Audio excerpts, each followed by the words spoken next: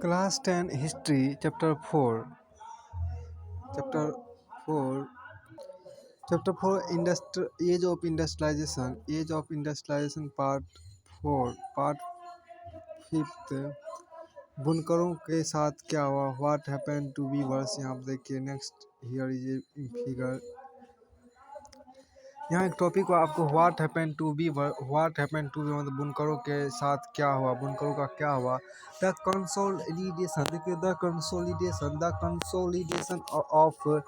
Consolidation of east India company power after the 1760 decades did not initially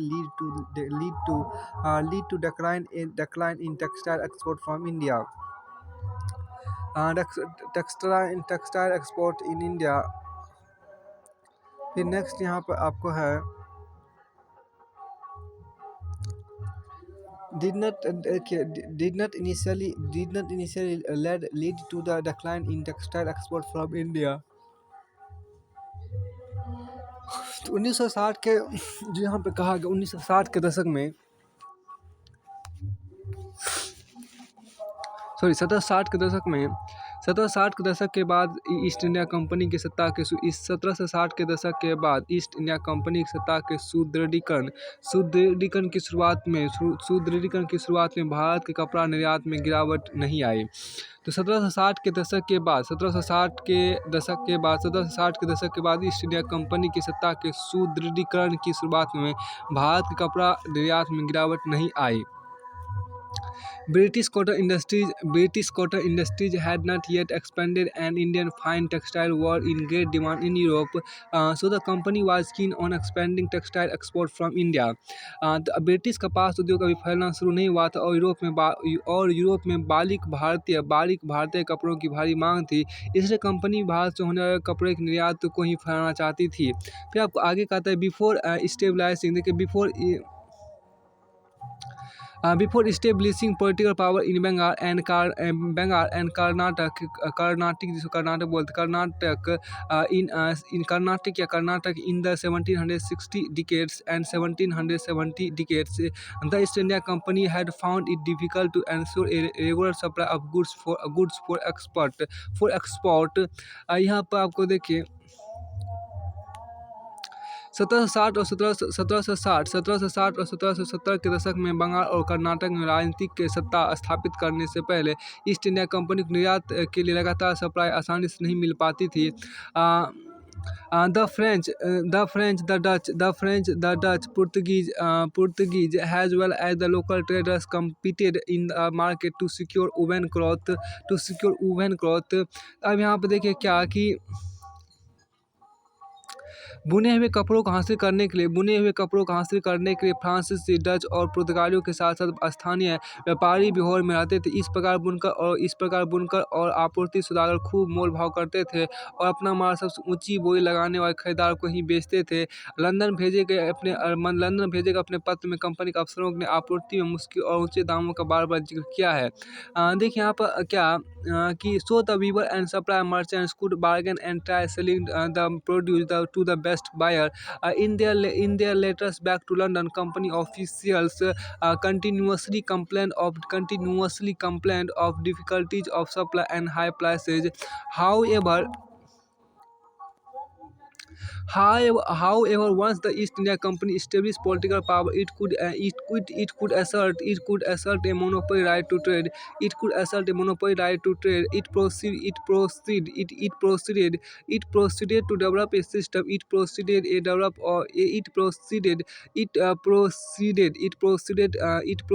to develop a system of management and control that would eliminate competition, control cost, and ensure regular supplies of cotton and silk goods।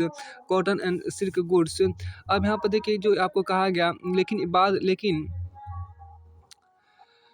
जैसे कि लेकिन एक बार east India company की राजनीतिक सत्ता स्थापित हो जाने के बाद कंपनी व्यापार पर अपना एकाधिकार का दावा कर सकती थी। फलस्वरूप उसने प्रतिस्पर्धा खत्म करने, लागतों पर अंकुश रखने और कपास एवं रेशम से बनी चीज़ों की नियमित आपूर्ति सुनिश्चित करने के प्रबंधन और नियंत्रण की एक नई व्यवस्था लागू कर दी। यह काम कई चरणों में आपको किया गया। This it did through a series of step. First यहाँ देखिए, तो first the company try to eliminate the existing traders. First, the company tried to eliminate the existing traders and brokers connected with the cloth trade and establish a more direct control over the weaver. It appointed a paid servant called the Gomasta to supervise weavers, collect supplies and examine the quality of clothes. अब देखिए पहला क्या था, देखिए company ने कपड़ा व्यापार में सक्रिय व्यापारी और दलालों को खत्म करने कंपनी कपड़ा व्यापार में सक्रिय व्यापारी और दलालों को खत्म करने तथा बुनकरों पर ज़्यादा प्रत्यक्ष नियंत्रण स्थापित करने की कोशिश की। कंपनी ने बुनकरों पर निगरानी रखने, माल इकट्ठा करने और कपड़ों की गुणवत्ता जांचने के लिए वेतनभोगी कर्मचारी तैनात कर दिए, जिन्हें गुमास्ता कहा जाता था। फिर आपको दूसरा यहाँ पर सेकेंड आपके यहाँ पर है, it prevented company weavers from dealing with other buyers. One way of doing this was through the system of advances. देखिए दूसरी जो यहाँ पर कह सकते हैं सेकेंड में, दूसरा कंपनी को माल बेचने वाले बुनकरों को अन्य खरीदारों के साथ कारोबार करने पाबंदी लगा दी गई। देखिए it prevented company weavers from dealing with other buyers. One way of doing this was through the system of advances.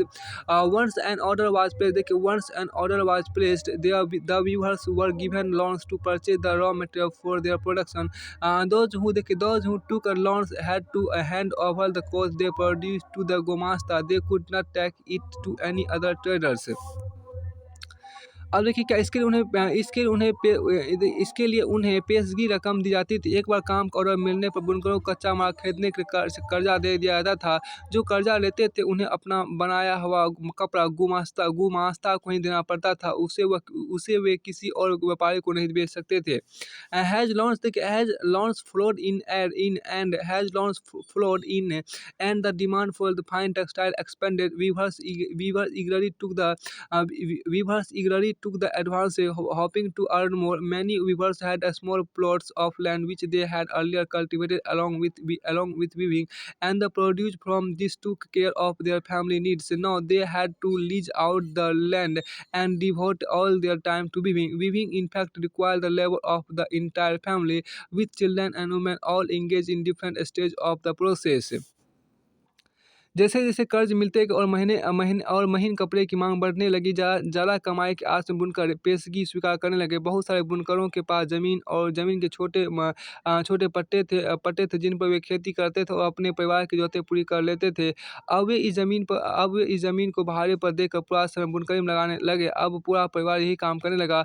बच्चे औरतें सभी कुछ ना कुछ काम करते थे।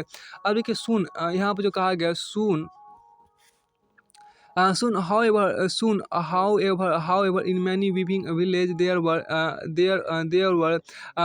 reports of clashes between weavers and gomasta. Earlier supply merchants had very often lived within the weaving village and had a close relationship with the weavers, looking after their needs and helping them in times of crisis. The new gomastas were outsiders with no long-term social link with the village. They acted arrogantly, marched into village with sepoy and peons, and punished weavers for delays in supply, often beating and flogging them. The weavers lost the space to bargain for prices and sell to different buyers. The price they received from the company was miserable law, and the loans they had accepted tied them to the company. देखिए यहाँ पर क्या, लेकिन जल्दी ही लेकिन जल्दी ही बहुत सारे बुनकर गाँव में और बुनकर और गुमास्तों के बीच बीच की देखिए लेकिन जल्दी ही बहुत सारे बुनकर और गाँव में बहुत सारे बुनकर गाँव में बुनकरों और गुमास्तों के बीच टकराव की खबरें आने लगी। इससे पहले आपूर्ति अक्सर बुनकर गाँव में ही रहते थे और बुनकर से उनकी नज़दीकी बुनकर से उनकी नज़दीकी ताल्लुकात होते थे और वे बुनकरों की ज़रूरतों का ख्याल रखते थे और संकट के समय उनकी मदद करते थे। संकट के समय उनकी मदद करते थे। नए गुमास्ता बाहर के लोग थे उनका गाँव से पुराना सामाजिक संबंध नहीं था। वे दबंगपूर्ण व्यवहार करते थे। सिपाहियों एवं चपरासियों को लेकर आते थे और मार समय पर तैयार न होने की स्थिति में बुनकरों को सजा देते थे। सजा के तौर पर बुनकरों को अक्सर पीटा जाता था और कोड़े बरसाए जाते थे। अब बुनकर ना तो दाम पर मोलभाव कर सकते थे और ना ही किसी और को माल बेच सकते थे। उन्हें कंपनी जो कीमत मिलती थी वह बहुत कम थी, पर वे कर्जों की वजह से कंपनी से बंधे हुए थे। कंपनी से पर वे कर्जों की वजह से कंपनी से बंधे हुए थे। फिर आपको आगे यहाँ पे कहता है आगे यहाँ पर कहता है price they receive from the company was miserably low and the loans they had accepted tied them to the company. फिर आपको आगे यहाँ पे कहता है in many places in many places, Carnatic and Bengal weavers deserted village and migrated, setting up looms in other village where they had some family relation. Elsewhere, weavers along with the village traders revolted, opposing the company and its officer. Over time, many weavers began refusing loans, closing down their workshops, and taking to agricultural labor. By the turn of 19th century, cotton weavers faced a new set of problems. अब देखिए कर्नाटक और बंगाल में बहुत सारे स्थानों पर बुनकर गांव छोड़कर चले गए। वे अपने रिश्तेदारों के यहाँ किसी और गांव में करघा लगा लेते थे। कई स्थानों पर कंपनी और उसके अफसरों का विरोध करते हुए गांव के व्यापारियों के साथ मिलकर बुनकरों ने बगावत कर दी। कुछ समय बाद बहुत सारे बुनकर कर्जा लौटाने से इनकार करने लगे। उन्होंने कर्जे बंद कर दिए और खेतों में मजदूरी करने लगे। 19वीं सदी आते आते कपास बुनकरों के सामने नई समस्याएं पैदा हो गई।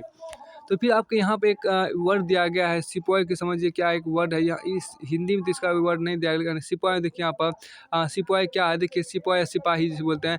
This is how the British pronounced the word sipahi meaning an Indian. देखो सिपोय ये जो सिपाही आपको है इसको ब्रिटिश वर्ड में प्रोनाउंस किया है। This is how the British pronounced the word sipahi meaning an Indian soldier in the service of the British. तो सिपाही उसको कहता है this is how the British pronounce the word sipahi meaning an Indian soldier in the service of the British. तो फिर आपको यहाँ पे एक आपको कहा गया एक सोर्स आपको दिया गया, सोर्स सी आपको यहाँ पे है, सोर्स सी और डी को देख लीजिए। तो फिर सोर्स और सी और डी में जो आपको यहाँ पर कहा गया वो देखिए यहाँ पर आप देखिए the commission of Patna road, the commissioner of Patna आयुक्त ने लिखा the commissioner of Patna road. यहाँ देखिए the commissioner of Patna road Patna commissioner Patna आयुक्त ने लिखा it appears that 20 years ago a bricks trade was carried on in the manufacture of cloth at Jahanabad and Bihar, which has in the former place entirely ceased, while in the latter the amount of manufacture is very limited. In consequence of cheap and durable goods from Manchester, with which the native manufacturers are unable to compete. ऐसा लगता है कि 20 साल पहले जहानाबाद और बिहार में कपड़ों का बड़े पैमाने पर उत्पादन होता था। जहानाबाद में यह बिल्कुल बंद हो गया, जबकि बिहार में बहुत कम उत्पादन होता है। यह मैनचेस्टर बनी सस्ती और टिकाऊ वस्तु का परिणाम है, जिनसे स्थानीय निर्माता प्रतिस्पर्धा नहीं कर सकते। और यहाँ पर जो लिखा गया ये क्या, quoted in J Krishnamurthy deindustrialisation in Gangetic Bihar during the 19th century, the Indian economic and social history review 1985। J Krishnamurthy de-industrialization of Gangetic Bihar during the 19th century, the Indian Economic and Social History Review 1950 में उद्धृत है। यहाँ पे फिर आपको यहाँ पर कहता है सोर्स डी की बात कीजिए। यहाँ पर सोर्स डी जो आपको दिया है उसको देखिए यहाँ पर क्या रिपोर्टिंग ऑन द कोस्टिस, देखिए कोस्टी देखिए आप reporting on costing a community of viewers the census report of central province state. Census report of central province में बुनकरों के कोस्टी समुदाय के बारे में कहा गया है था। देखिए द कोस्टी like the weaver of the finer kinds of cloth in other parts of India have fallen upon evil times. भारत के अन्य भागों में महीन कपड़ा बनाने और बुनकरों की तरह कोस्टिया का भी बुरा समय चल रहा है। They are unable to compete with the soy good with Manchester sand in such profusion, and they have of late years immigrated in great numbers chiefly to Bearer, whereas they laborers they are able to obtain wages। अब यहाँ पर देखिए क्या वे Manchester से इतनी बड़ी तादाद में आने वाले आकर्षक चीज़ों का मुकाबला नहीं कर पा रहे हैं। हाल के सालों में वे बड़ी संख्या में यहाँ से जाने लगे थे। वे मुख्य रूप से बिहार का रुख कर रहे हैं, जहाँ दिहाड़ी मजदूर तरफ उन्हें रोजी रोटी मिल जाती है। Census report of Central Province 1872 quoted in Sumit Guha, The Handloom Industry in Central India 1825 to 1950, The Indian Economics and Social History Review। देखिए यहाँ पर क्या Sumit Guha the handloom industry in central India 1825 and 1950, the Indian economic and social history review 1980 में आपके यहाँ पर 1989 में उद्दित यहाँ पर किया गया था। अब आगे यहाँ पे यहाँ देखिए मैनचेस्टर कम्स टू इंडिया। देखिए Manchester comes to India, Manchester Bharat आया। यहाँ पर जो कहा गया भारत में मैनचेस्टर का आना, मैनचेस्टर भारत में आया या भारत में मैनचेस्टर का आना, दोनों एक ही बात है। अब यहाँ पर देखिए जो यहाँ पर मैनचेस्टर 3.3 में आपको यहाँ पर कहा गया मैनचेस्टर कम्स टू इंडिया, मतलब भारत में मैनचेस्टर का आना। यहाँ पर देखिए भारत में मैनचेस्टर का आपके यहाँ पर आना देखिए जो आपको महत्वपूर्ण रहा। देखिए इन 1772 देखिए इन 1772 हैनरी क्या आपको हैनरी पतुलो एक company officer had ventured to say that the demand for Indian textile could never reduce since no other nation produced goods of the same quality. Yet by the beginning of the 19th century we see the beginning of a long decline of textile export from India. In 1811 to 12 piece goods accounted for 30% of India's export. By 1850 to 1851 it was no more than 3%। देखिए 1772 east India company का अफसर Henry पतुलो ने कहा था। 1772 ईस्वी में east India company का अफसर हैनरी पतुलो ने कहा था कि भारतीय कपड़ों की मांग कभी खत्म नहीं हो सकती, क्योंकि दुनिया के किसी और देश में इतना अच्छा माल नहीं बनता। लेकिन हम देखते हैं कि 19वीं सदी की शुरुआत में भारत के कपड़ा निर्यात में गिरावट आने लगी, जो लंबे समय तक जारी रही। 1811-1812 सूती माल का हिस्सा कुल निर्यात में 33% था। 1850 में मात्र 3% रह गया था। आपको 1850 मात्र 3% रह गया। देखिए why did this happen, what were it's implication. तो यहाँ देखिए व्हाट वर इट्स इम्प्लीकेशन। अब देखिए ऐसा क्यों हुआ, व्हाई डिड दिस हैपन मतलब ऐसा क्यों हुआ, व्हाट वर इट्स इम्प्लीकेशन उसके निहितार्थ क्या थे, इम्प्लीकेशन यहाँ पर कहा गया है। देखो उसके निहितार्थ क्या था, मतलब उसके मायने क्या थे। जब इंग्लैंड में देखिए यहाँ पर क्या कि has cotton industry developed in England, industrial groups began worrying about imports from other countries. They pressurized the government to impose import duties on cotton textiles so that Manchester goods could sell in Britain without facing any competition from outside। तो देखिए जब England में कपास उद्योग विकसित हुआ तो वहाँ के उद्योगपति दूसरे देशों से आने वाले आयात को लेकर परेशान दिखाई देने लगे। उन्होंने सरकार पर दबाव डाला कि वो आयातित कपड़े आयात शुल्क वसूल करे, जिससे मैनचेस्टर में बने कपड़े बाहरी प्रतिस्पर्धा के बिना इंग्लैंड में आराम से बिक सके। फिर देखिए at the same time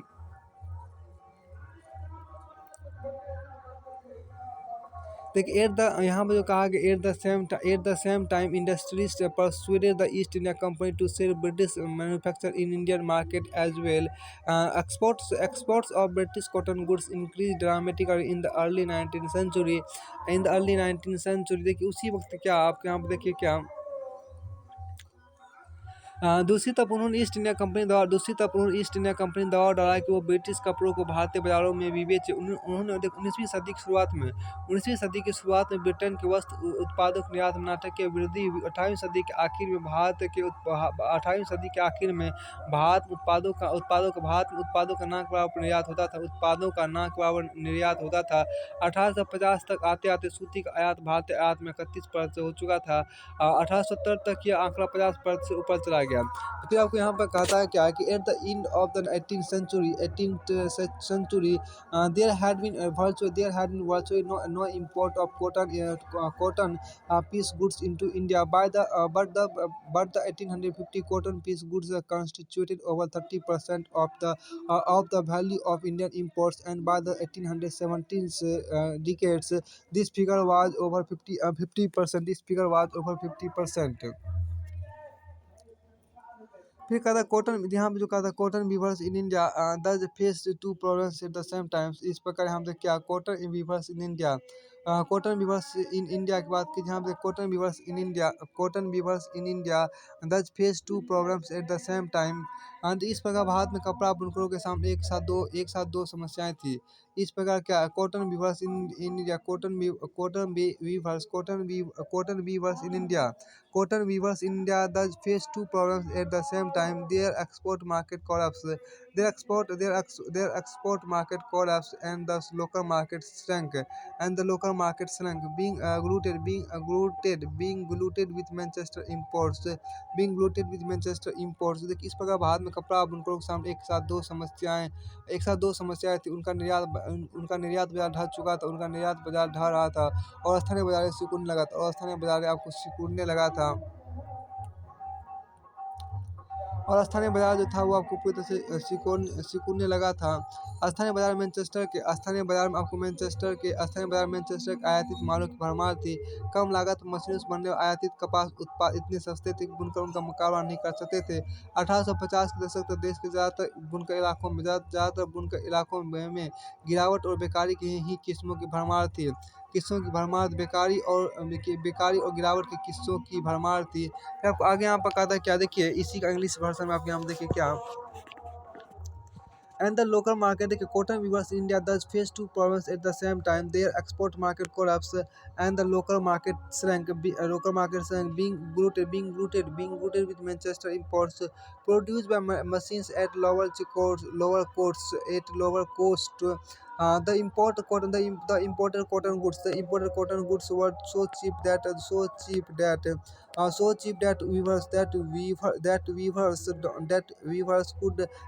weavers could not easily compete with them. By the 1850s decades, reports from most weaving regions of India narrated stories of decline and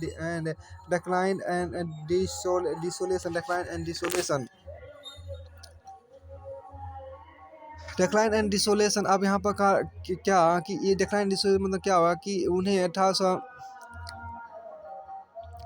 by the 1850s decades, reports from most weaving regions of the India narrated stories of decline and desolation। अब देखिए by the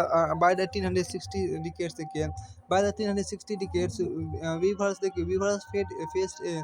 weavers faced यहाँ देखिए क्या कि weavers faced यहाँ देखिए क्या by the 1860 decades the weavers faced a new problem।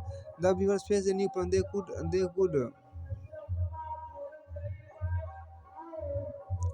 देखिए यहाँ पर क्या कि by the 1860 decade weavers faced a new problem। They could not get sufficient supply of loam cotton of good quality when the American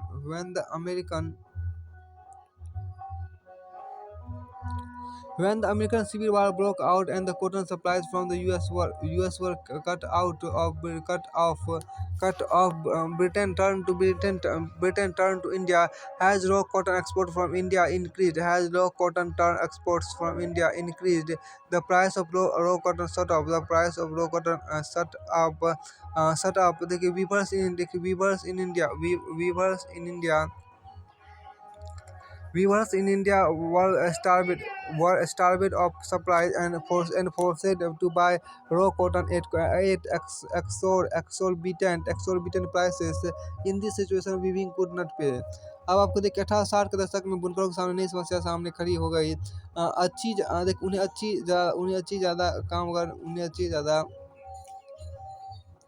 उन्हें अच्छी कपास नहीं मिल पा रही थी। और जब अमेरिकी गृह युद्ध शुरू हुआ और अमेरिका के पास कपास और अमेरिका के पास आपको और अमेरिका के पास कपास नहीं मिली और अमेरिका के पास आपको कपास नहीं मिली और अमेरिका के पास आपको कपास नहीं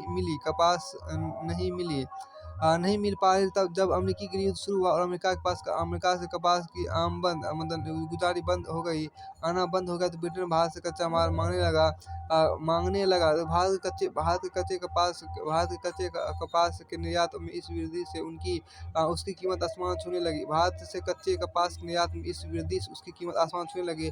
भारतीय बुनकरों कच्चे माल के लाले पर उन्हें मनमानी कीमत पर कच्ची कपास खरीदने पर उन्हें मनमानी कीमत पर कच्ची कपास खरीदनी पड़ती थी। ऐसी सूरत में बुनकरी के सारे पेट चलाना संभव नहीं था। तो फिर आपको आगे यहाँ पर कहा गया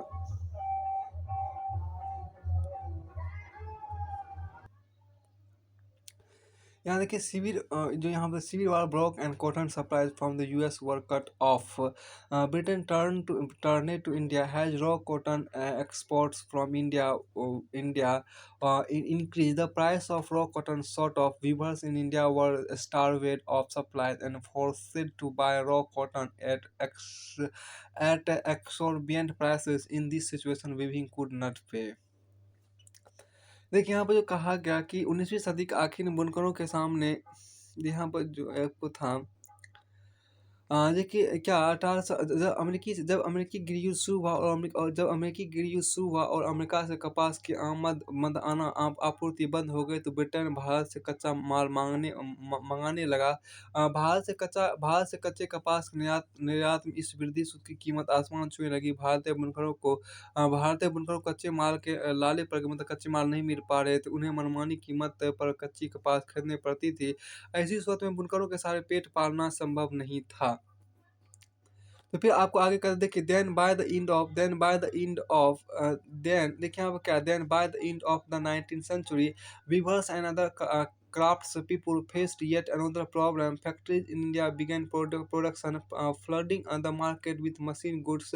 How could weaving industries possible survive? 19वीं सदी के आखिर में बुनकर और कारीगरों के सामने एक और समस्या आ गई। अब भारतीय कारखानों में उत्पादन होने लगा और बाजार मशीनों की बनी चीज़ों से पट गया।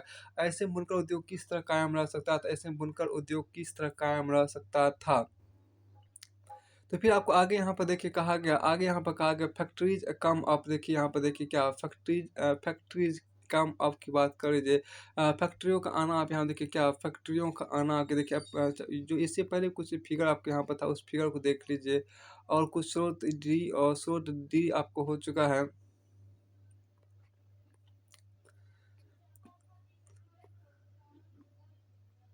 अब यहाँ पर देखिए बॉम्बे हार्बर की बात कर लीजिए। यहाँ पर जो आपको कहा गया बॉम्बे हार्बर्स की बात कर लीजिए।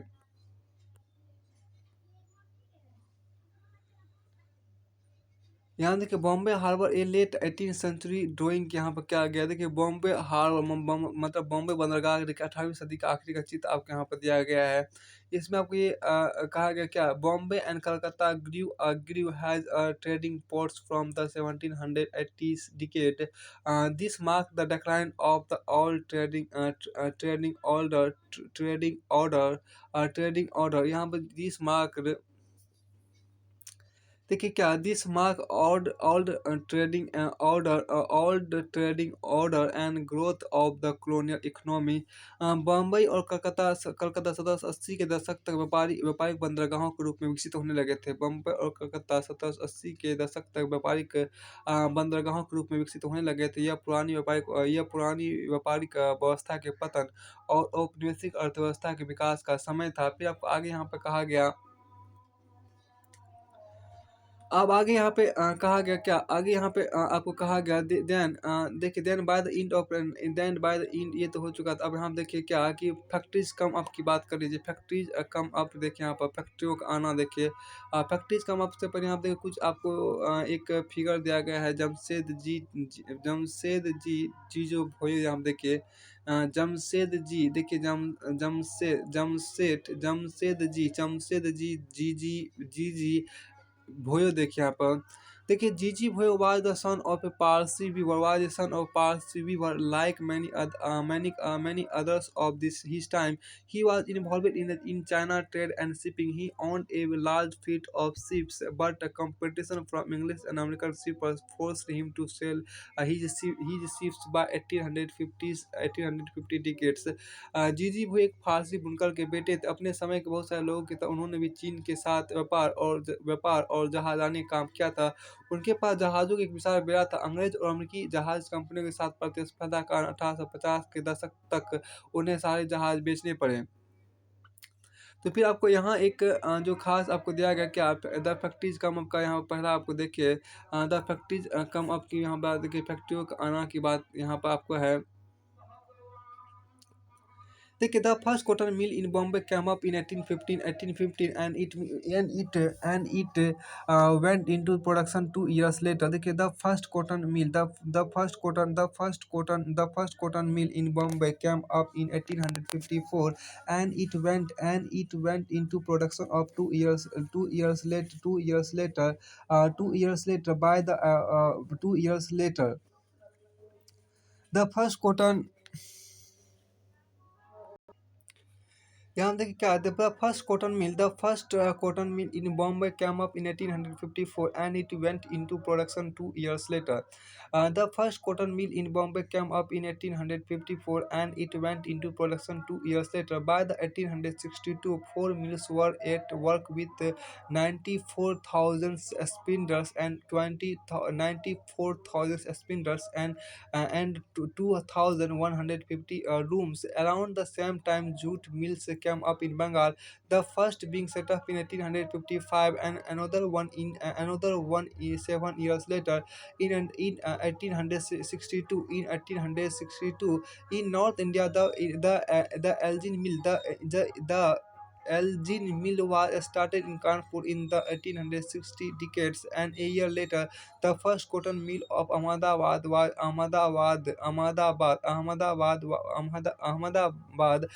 set up by the 1874. The first spinning and weaving mill of Madras began production.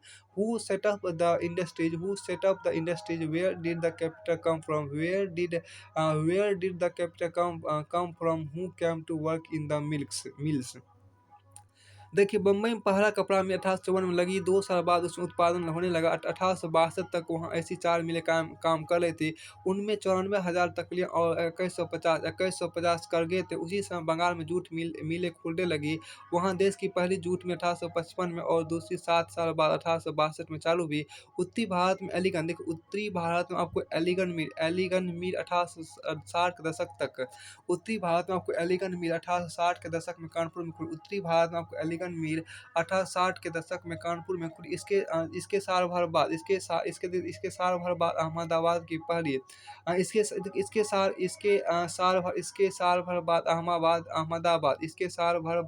Ahmedabad की पहली कपड़ा मिल भी चालू हो गई। 1874 में मद्रास में भी पहली कताई और बुनाई मिल खुल गई। देखिए 1860 के दशक में कानपुर में खुली। इसके साल भर बाद अहमदाबाद की पहली कपड़ा मिल भी चालू हो गई। 1874 मद्रास में भी पहली कताई और बुनाई मिल खुल गई।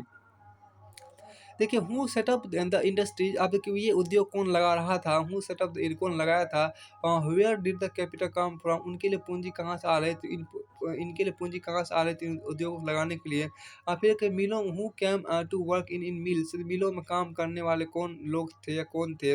अब आते हैं देखिए द अर्ली इंटरप्रीन्योर्स, देखिए द अर्ली इंटरप्रीन्योर्स, देखिए प्रारंभिक उद्यमी, यहाँ पे देखिए प्रारंभिक उद्यमी की बात यहाँ पर कीजिए।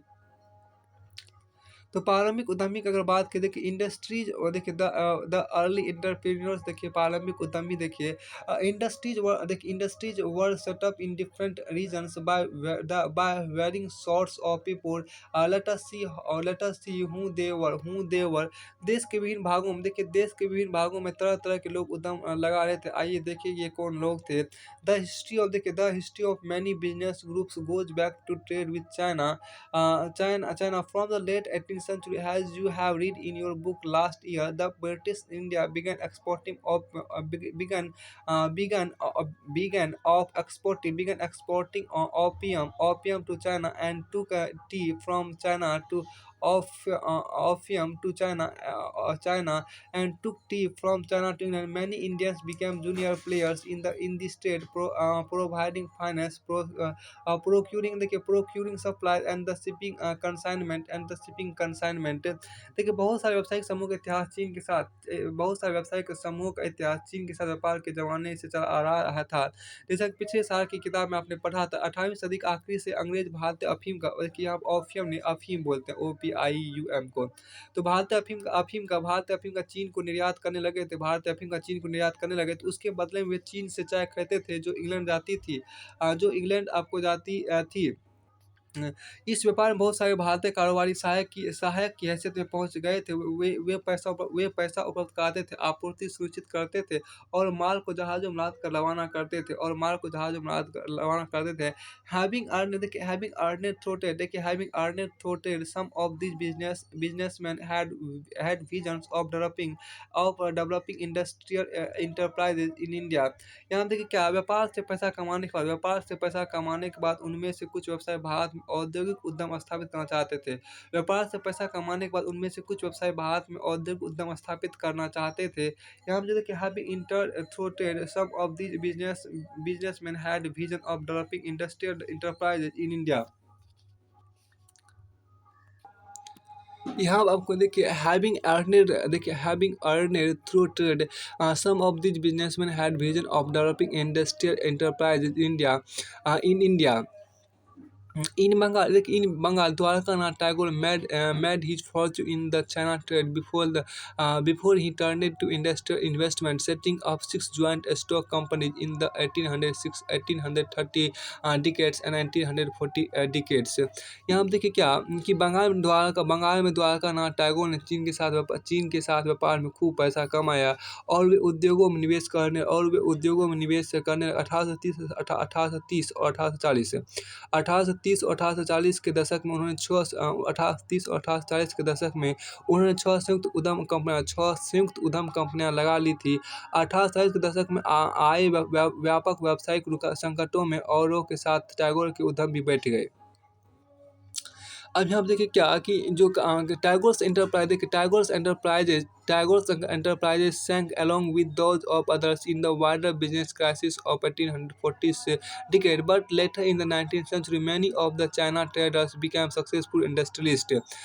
देखिए यहाँ पर क्या लेकिन 19वीं सदी में चीन के साथ व्यापार करने वाले बहुत सारे व्यवसायी सफल उद्योगपति भी साबित हुए। इन बॉम्बे पारसिस लाइक दीना शॉ पतित एंड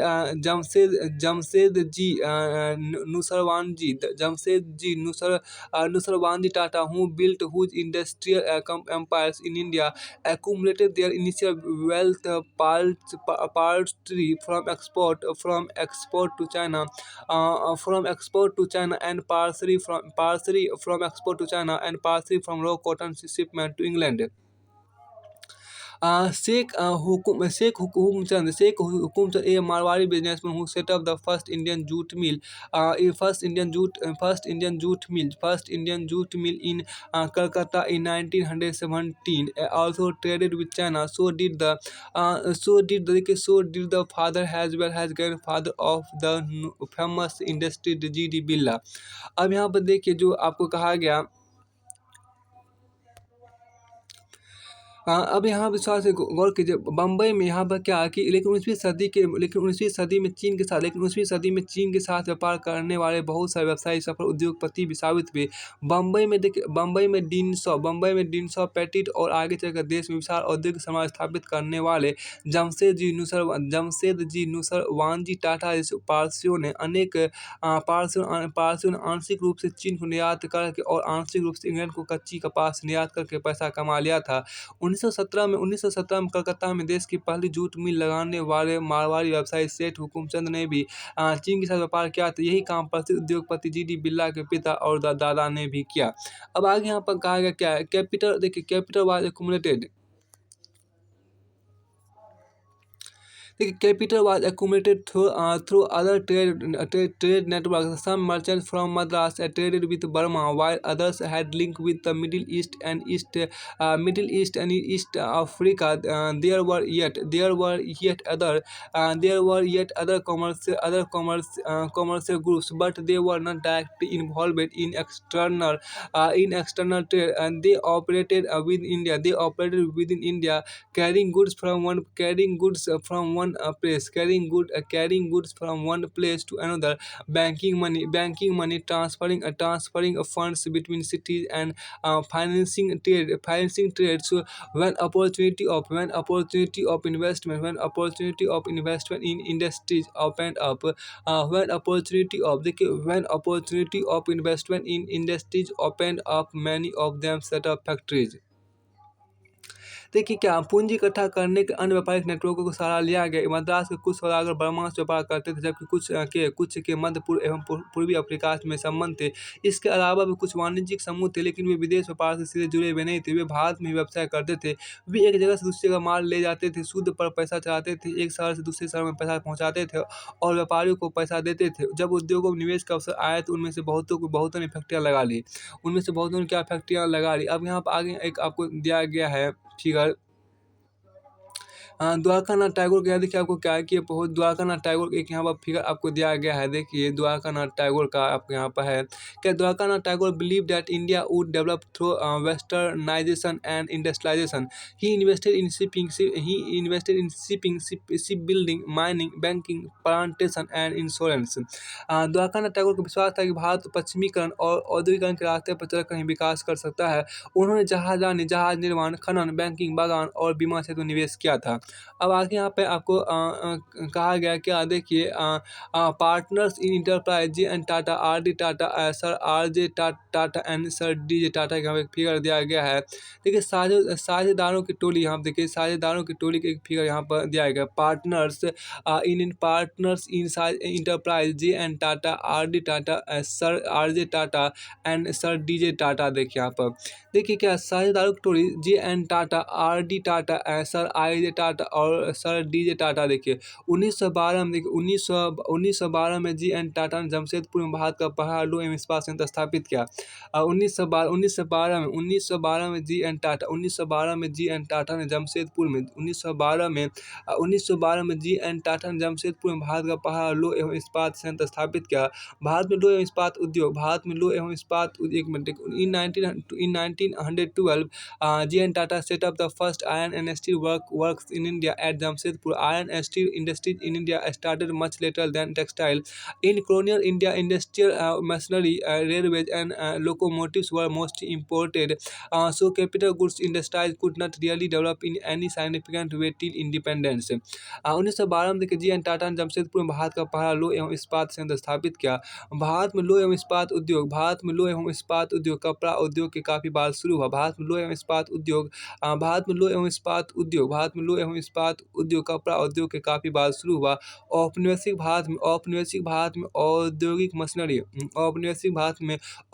मशीनरी, रेलवे और लोकोमोटिव का ज़्यादातर आयात ही किया जाता था। इससे स्वतंत्रता मिलने तक भारी उद्योग कोई खास आगे नहीं बढ़ सकता था। तो फिर आपको आगे यहाँ पे एक आपको दिया गया है, एक इसके पहले जो हम यहाँ पर देखे थे, हैज़ कॉलोनियल, देखिए यहाँ पर आपको क्या कि as colonial control over Indian trade tightened, as colonial control over Indian trade tightened the space, देखिए the space within which Indian merchants could function became increasingly limited. अब यहाँ पर देखिए क्या कि जैसे भारतीय व्यापार पर औपनिवेशिक शिकंजा कसता गया, वैसे वैसे भारतीय व्यवसायों के लिए जगह सिक्योरिटी गई। देखिए they were barred from trading with Europe in manufactured goods and had to export mostly raw material and goods, food grains, raw cotton of afim, wheat and indigo required by the British. They were also gradually edged out of the shipping business.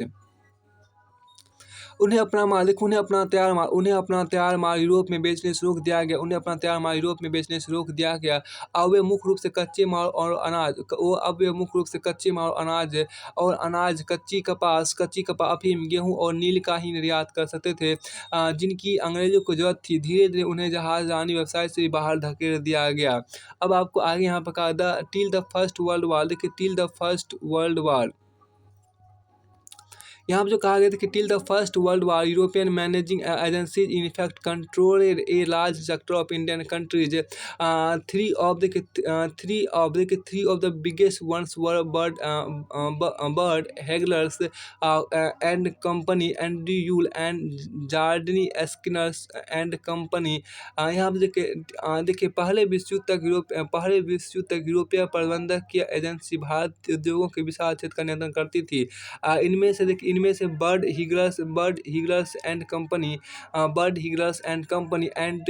एंड्रयूल और Jordan Skinner and company सबसे बड़ी कंपनियां थी। These agencies mobilise capital, set up joint stock companies and manage them. In most instances Indian financiers provided the capital while the European agencies made all investment and business decisions। देखिए ये एजेंसियां पूंजी जुटाती थी, संयुक्त उद्यम कंपनियां लगाती थी। ये एजेंसियां पूंजी जुटाती थी, संयुक्त उद्यम कंपनियां लगाती थी और उनका प्रबंधन संभालती थी। ये एजेंसियां पूंजी जुटाती थी, संयुक्त उद्यम कंपनियां लगाती थी और उनका प्रबंधन संभालती थी। ये एजेंसियां पूंजी जुटाती थी, संयुक्त उद्यम कंपनियां लगाती थी और उनका प्रबंधन संभालती थी। ये एजेंसियां पूंजी जुटाती थी, संयुक्त उद्यम कंपनियां लगाती थी और उनका प्रबंधन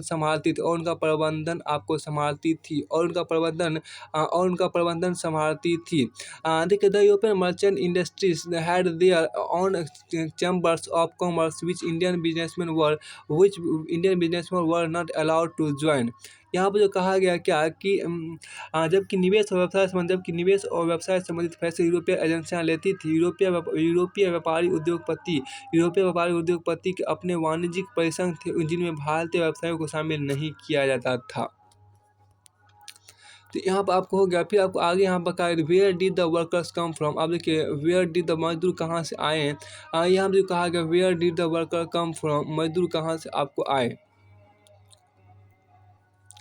देखिए factories needed workers with the expansion of factories this demand increased in 1901। There were 5,84,000 workers in Indian factories. By 1946 the number was over 2 crore 4,36,000। Where did the worker come from. देखिए फैक्ट्रियाँ होगी तो मजदूर भी होंगे, फैक्ट्रियाँ होगी तो मजदूर भी होंगे। फैक्ट्रियों के विस्तार से मजदूरों की मांग बढ़ने लगी, फैक्ट्रियों के विस्तार से मजदूरों की मांग बढ़ने लगी। 1901 में भारतीय फैक्ट्रियों को 5,80,000 मजदूर काम करते थे। 1946 तक यह संख्या बढ़कर आपको 2,04,30,000 हो चुकी थी। ये मजदूर कहाँ से आए? ये मजदूर कहाँ से आए? इन मोस्ट इंडिविजुअल रीजन, देखिए यहाँ पर क्या, in most individual regions workers came from, in most individual regions workers came from the districts around.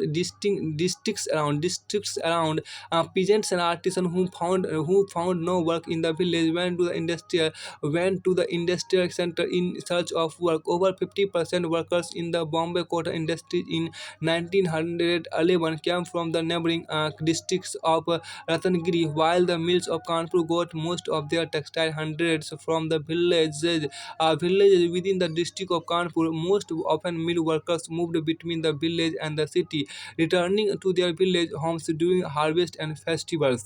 देखिए ज़्यादातर औद्योगिक इलाकों में मजदूर आसपास के जिलों से आते थे। जिन किसानों कारीगरों को गांव में काम नहीं मिलता था, वे औद्योगिक केंद्रों की तरफ जाने लगते थे। 1911 में बम्बई के सूती कपड़ा उद्योग में काम करने वाले 1911 में बम्बई के सूती कपड़ा उद्योग में काम करने वाले 1911 में बम्बई के सूती कपड़ा उद्योग में काम करने वाले 50% से ज़्यादा मजदूरों के पास रत्नागिरी जिले से आए थे।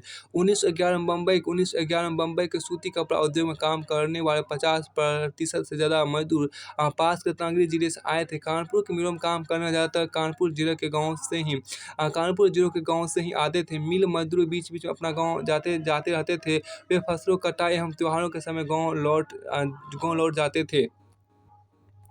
फिर आपको आगे यहाँ पे कहता है क्या, over time as news of employment spread, workers travel great distance in hope of work in the mills. From the United Provinces for instance they went to work in the textile mill of Bombay and in jute mills of Calcutta. बाद में जब नए कामों की खबर फैली तो दूर दूर से भी लोग आने लगे। उदाहरण के संयुक्त प्रांत के लोग बम्बई कपड़ा मिलों और कलकत्ता के जूट मिलों में काम करने के लिए पहुँच रहे थे। तो फिर आपको आगे यहाँ पर आपको कहा गया क्या, देखिए यहाँ पे young workers of a Bombay mill early 20th century figure दिया। यंग वर्कर्स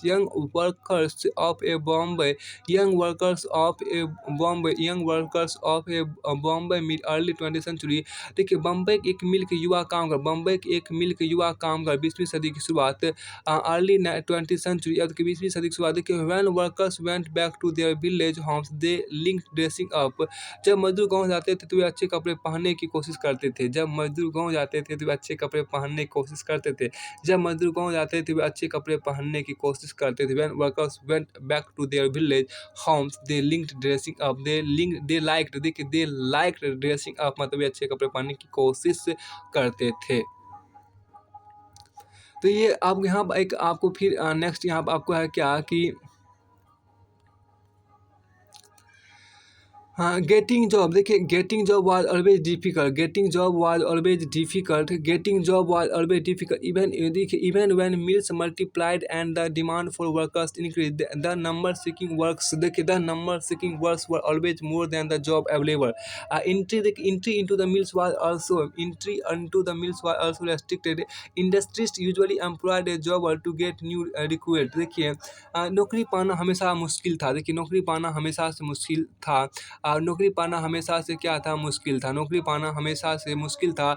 हालांकि मिलों की संख्या बढ़ती जा रही थी और मजदूरों की मांग भी बढ़ रही थी क्योंकि रोजगार चाहने वालों की संख्या रोजगारों के मुकाबले हमेशा ज़्यादा रहती थी। रोजगारों के मुकाबले हमेशा ज़्यादा रहती थी। मिलों में प्रवेश भी निश्चित था। Entry into the mills was also restricted. Industrialist usually employed a jobber to get new recruits. देखिए मिलों में प्रवेश निश्चित था। उद्योगपति नए मजदूरों की भर्ती के प्राय एक जॉबर रखते थे।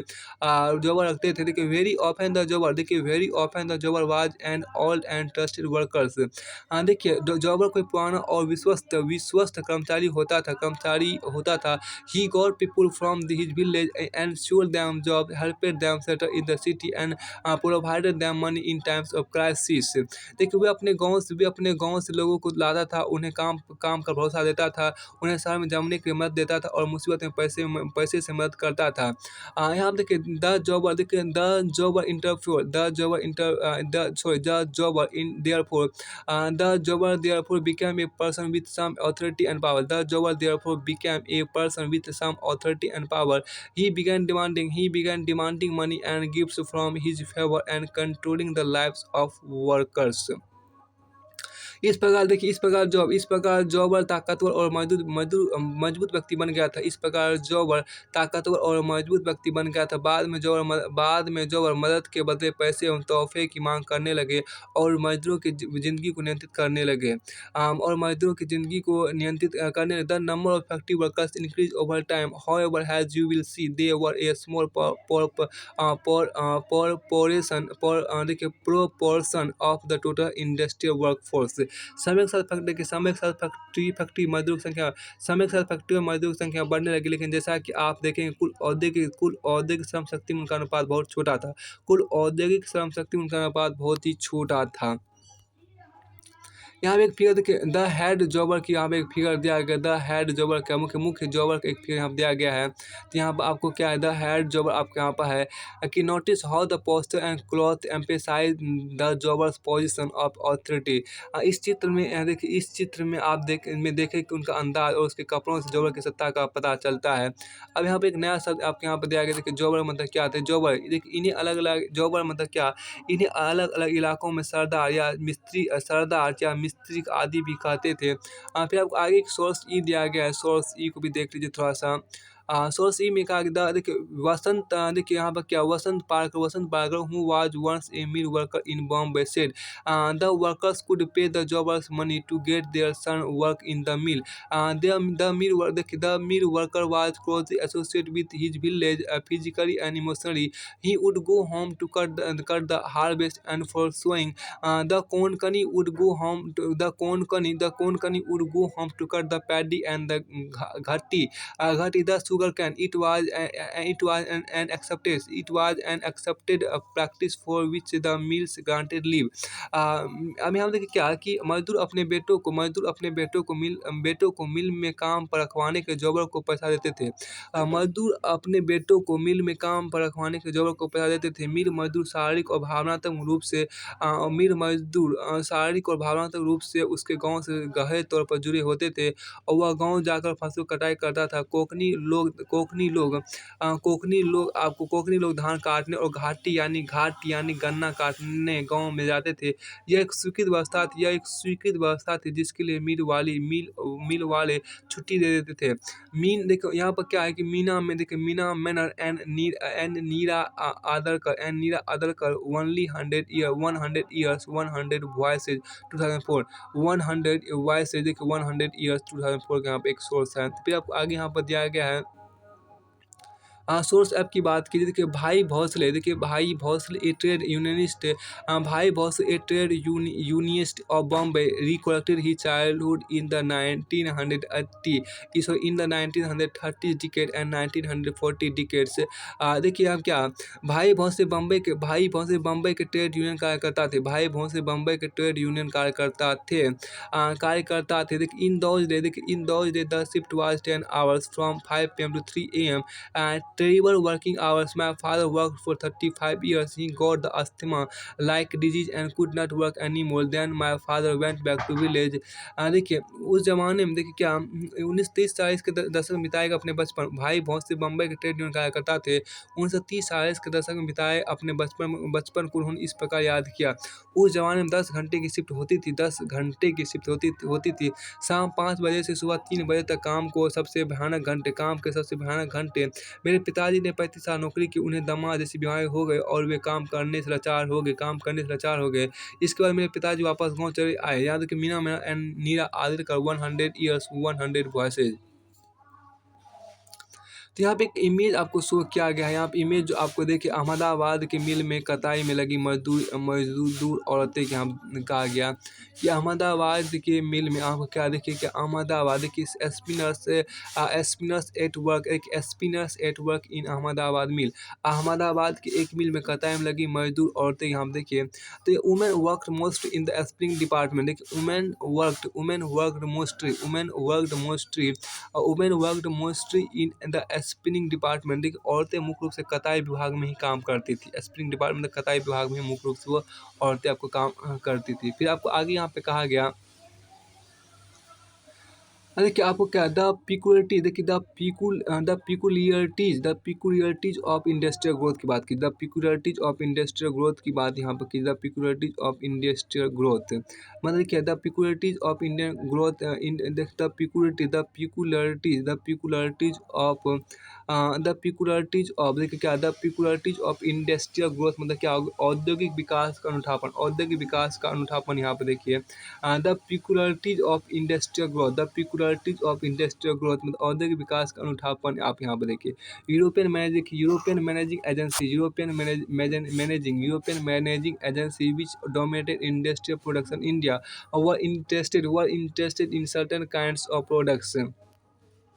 भारत में औद्योगिक उत्पादन पर वर्चस्व रखने वाली यूरोपीय प्रबंधन की एजेंसी को कुछ खास तरह के उत्पादों में ही दिलचस्पी थी।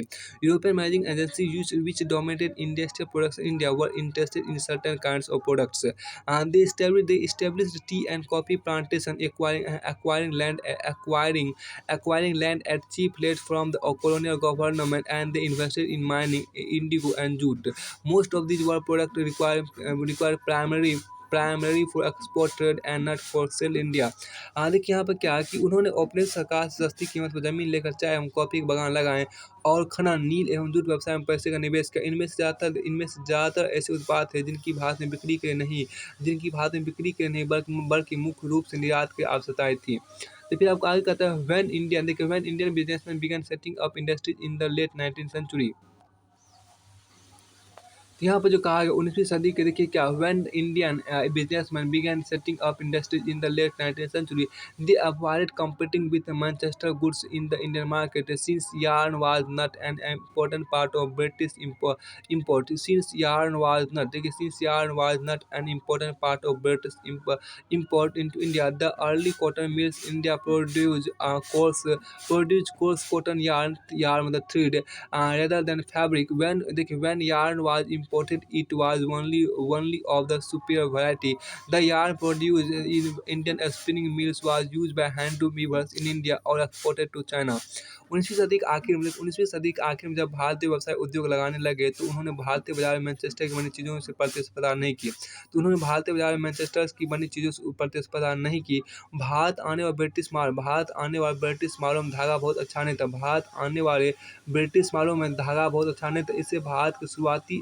भारत के शुरुआती सूती मिलों में कपड़े की बजाय मोटे सूती धागे ही बनाए जाते थे।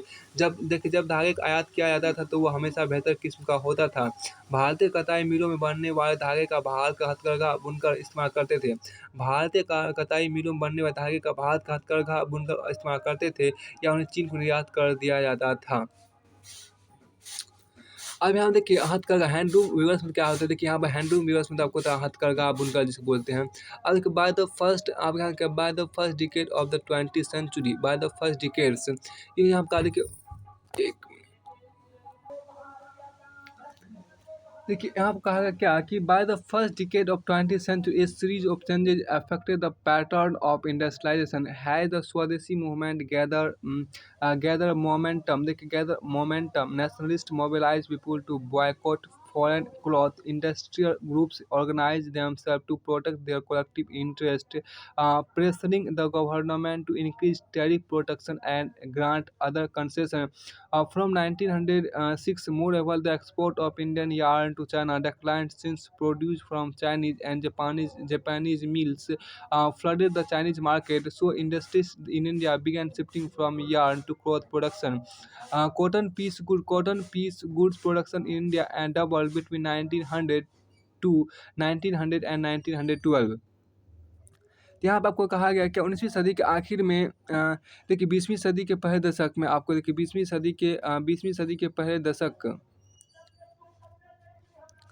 तो 20वीं सदी के पहले दशक तक भारत में औद्योगिकरण का ढर्रा कई बदलावों की चपेट में आ चुका था। स्वदेशी आंदोलन 20वीं सदी के पहले दशक तक भारत में औद्योगिकरण का ढर्रा कई बदलावों की चपेट में आ चुका था। स्वदेशी आंदोलन गति मिलने से राष्ट्रवादियों ने लोगों को विदेशी कपड़े के बहिष्कार कर प्रेरित किया। औद्योगिक समूह अपने सामूहिक हितों की रक्षा के लिए संगठित हो गए। उन्होंने आयात शुल्क बढ़ाने तथा अन्य रियायतें देने के सरकार पर दबाव डाला। 1906 के बाद चीन भेजे जाने वाले भारतीय धागे के निर्यात में भी कमी आने लगी थी। चीनी बाजारों में चीन और जापान की मिलों के उत्पाद छा गए थे। फलस्वरूप भारत के उद्योगपति धागे की बजाय कपड़ा बनाने लगे। 1912 के बीच भारत में सूती कपड़ा का उत्पादन दोगुना हो गया। तो फिर आपको आगे देखिए, yet till the First World वार, यहाँ पे जो कहा गया उसको देखिए, till the First World War, industrial growth was slow. The war created a dramatically new situation when with British mill busy with war production to meet the needs of the army. Manchester import into India declined. Suddenly, Indian mills had a vast home market to supply. As the war prolonged, Indian factories were called upon to supply war needs. Jute bags, cloth for army uniform, tents and leather boots, horse and mule saddles, and a host of other items. New factories were set up, and all new factories was set up, and old ones ran multiple shift. Many new workers were employed, and everyone was made to work longer hours. Over the war years, industrial production boomed. देखिए, पहले विश्व युद्ध का औद्योगिक विकास धीमा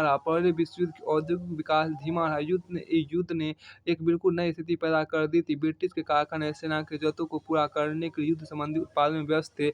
इससे भारत में Manchester की मार्क आयात कम हो गया। भारतीय बाजारों को रातों रात एक विशाल देशी बाजार मिल गया। युद्ध लंबा खिंचा तो भारतीय कारखानों में भी फौज के लिए जूट की बोरियां, फौजियों के वर्दी के कपड़े, टेंट और चमड़े के जूते, घोड़े एवं खच्चर की जीन तथा बहुत सारे अन्य सामान बनने लगे। नए कारखाने आपको लगाए गए। पुराने कारखाने कई पारियों में आपको चलने लगे। बहुत सारे नए मजदूर को काम पर रखा गया और हर एक को पहले से ज़्यादा समय तक काम करना पड़ता था। युद्ध के दौरान आपको औद्योगिक उत्पादन तेजी से बढ़ा।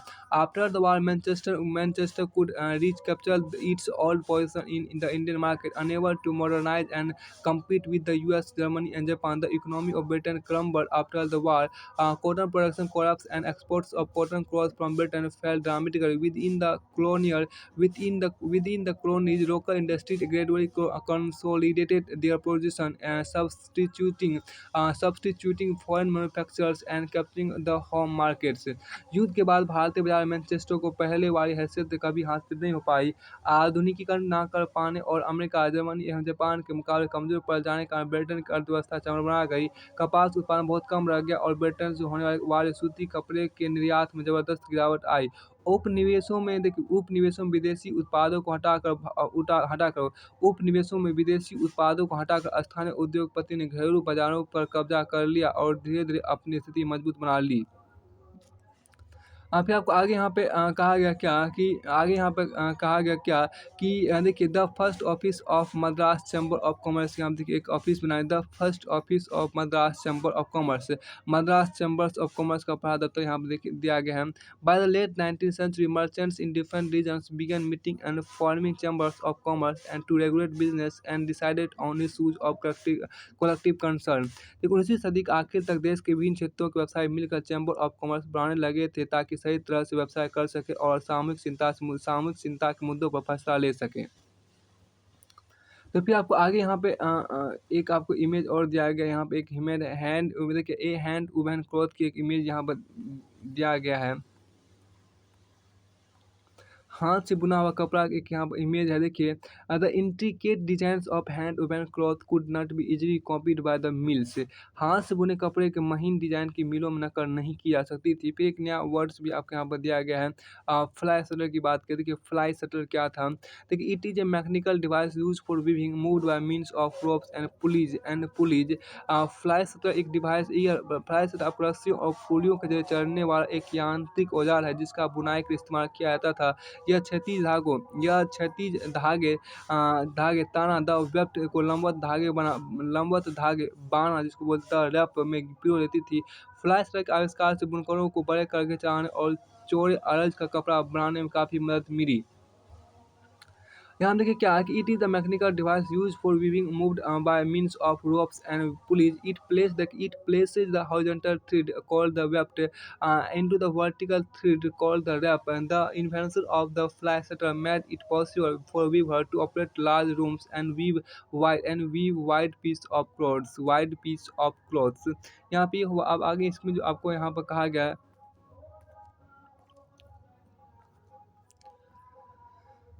तो अब यहाँ पर जो आपको इस चीज़ को देख चुके थे कि क्या कि one after the war Manchester, यहाँ पर देखिए तो हो चुका था कि after the war Manchester could never recapture its old position in Indian market, unable to modernise and compete with US, Germany and Japan. The economy of Britain crumbled after the war. Cotton production, देखिए cotton production collapsed and exports of cotton cloths from Britain fell dramatically. Within the colonies, local industries gradually consolidated their position, substituting foreign manufacturers and capturing the home market। यहाँ हम देखिए क्या है कि एक जो आपके यहाँ पे युद्ध के भारतीय बाजार, देखिए युद्ध के बाद भारतीय बाजार में मैनचेस्टर को पहले वाली हैसियत कभी हासिल नहीं हो पाई। आधुनिकीकरण न कर पाने और अमेरिका, जर्मनी एवं जापान के मुकाबले कमजोर पड़ जाने के कारण ब्रिटेन की अर्थव्यवस्था चरमरा गई। कपास उत्पादन बहुत कम रह गया था और ब्रिटेन से होने वाले सूती कपड़े के निर्यात में जबरदस्त गिरावट आई। उपनिवेशों में विदेशी उत्पादों को हटाकर स्थानीय उद्योगपतियों ने घरेलू बाजारों पर कब्जा कर लिया और धीरे धीरे अपनी स्थिति मजबूत बना ली। फिर आपको आगे यहाँ का स्मॉल पाँच पर एक में कहता है कि स्मॉल स्केल इंडस्ट्रीज प्रीडोमिनेट, देखिए लघु उद्योगों की बहुतायत, देखिए लघु उद्योगों की बहुतायत यहाँ पर देखिए यहाँ पर जो कहा गया क्या लघु उद्योग की बहुतायत, देखिए क्या है मतलब कि स्मॉल स्केल इंडस्ट्रीज प्रीडोमिनेट यहाँ पर देखिए वाइल फैक्ट्री, इसको देखिए small industries predominate while factory industries grew steadily after the war, large industries form only a small segment of the economy. देखिए हालांकि युद्ध के बाद फैक्ट्री उद्योगों में लगातार इजाफा हुआ लेकिन अर्थव्यवस्था में विशाल उद्योगों का हिस्सा बहुत छोटा था। बहुत most of them about 67% in 1911 were located in Bengal and Bombay. Over the rest of the country, small scale production continued to predominate। अब यहाँ पर देखिए क्या है कि उनमें से ज़्यादातर 1911 में आपको 67% बंगाल और बम्बई स्थित थे। बाकी पूरे देश में छोटे स्तर पर उत्पादन का ही दबदबा आपको रहा। Only a small portion of the total industrial labor force worked in registered factories, 5% in 1911 and 10% in 1931. The rest worked in a small workshop and household units, often located in alleys and bylands, invisible to the passerby। पंजीकृत फैक्ट्रियों में कुल औद्योगिक श्रमशक्ति का बहुत छोटा हिस्सा ही काम करता था। यह संख्या 1911 में 5% और 1931 में 10% थी। बाकी मजदूर गली मोहल्ले में स्थित छोटे छोटे वर्कशॉप और घरेलू इकाइयों में काम करते थे। घरेलू इकाइयों में आपको काम करते थे। In fact, in some instance, in handicrafts production actually expanded in the 20th century. This is true even in the case of the handloom sector that we have discussed. While cheap machine-made thread wiped out the spinning industry in the 19th century, the weavers survived despite problems. In the 20th century, handlooms cloth production expanded steadily, almost tripling between 1900 and 1940। एक यहाँ पर जो आपको कहा गया कुछ कुछ मामलों में तो 20वीं सदी के दौरान हाथ से होने वाले उत्पादन में दरअसल इजाफ़ा हुआ था। यह बात करघा छत के बारे में भी सही है जिनकी देखिए जिसकी हमने पीछे चर्चा की है। सस्ते मशीन निर्मित धागे ने 19वीं सदी में कताई उद्योग को तो ख़त्म कर दिया था, लेकिन तमाम समस्याओं के बावजूद बुनकर अपना व्यवसाय किसी तरह चलाते रहे। 20वीं सदी में आपको हथकरघा पर बने कपड़ों के उत्पादन में लगातार सुधार हुआ। 1900 से 1940 के बीच यह 3 गुना हो चुका था। अब यहाँ देखिए हाउ डिस देखिए यहाँ पे जो कहा कि आपको हाउ डिड दिस हैपन ये कैसे हुआ? देखिए हाउ डिड दिस हैपन यह कै इस ऐसा कैसे हुआ? हाउ डिड दिस हैपन की बात यहाँ पे क्या देखिए हाउ डिड दिस हैपन मतलब ऐसा कैसे हुआ? This was partly because of the technological changes handicrafts people adopt new technology if that helps them improve production without excessively pushing up cost. So by the second decades of the by the so by the second decades of the 20th century, we find weavers using looms with a fly shutter. देखिए इसके पीछे आंशिक रूप से तकनीकी बदलाव का हाथ था। अगर लागत में बहुत ज़्यादा इजाफा ना हो और उत्पादन बढ़ सकता हो तो हाथ से काम करने वालों को नई तकनीकें अपनाने में कोई परेशानी नहीं होती। ये बहुत अच्छी बात है कि अगर लागत में बहुत ज़्यादा इजाफा ना हो और उत्पादन बढ़ सकता हो तो हाथ से काम करने वालों को नई तकनीक अपनाने में कोई परेशानी नहीं होती। इसलिए 20वीं सदी के दूसरे दशक तक आते-आते हम ऐसे बुनकरों को देखते हैं जो फ्लाई स्टर वाले करघों का इस्तेमाल करते थे। इससे कामगारों की उत्पादन क्षमता बढ़ी, उत्पादन तेज़ हुआ और श्रम की माँग में कमी आई। 1947 तक भारत में 35% से ज़्यादा हथकरघों में फ्लाई स्टर लगे होते थे।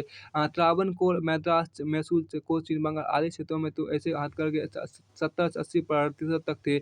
इसके अलावा भी कई छोटे-छोटे सुधार किए गए जिनसे बुनकरों को अपनी उत्पादकता बढ़ाने और मिलों से मुकाबला करने में मदद मिली। अब यहाँ पे जो कहा गया है क्या कि देखिए this increase productivity per worker speed up production and reduce labour demand by 1941 over 35% of handlooms in India were fitted with fly shuttle in regions like Travancore, Madras, Mysore, Cochin, Bengal the proportion was 70 to 80%. There were several other small innovations that helped weavers improve their productivity and compare with the mill sector.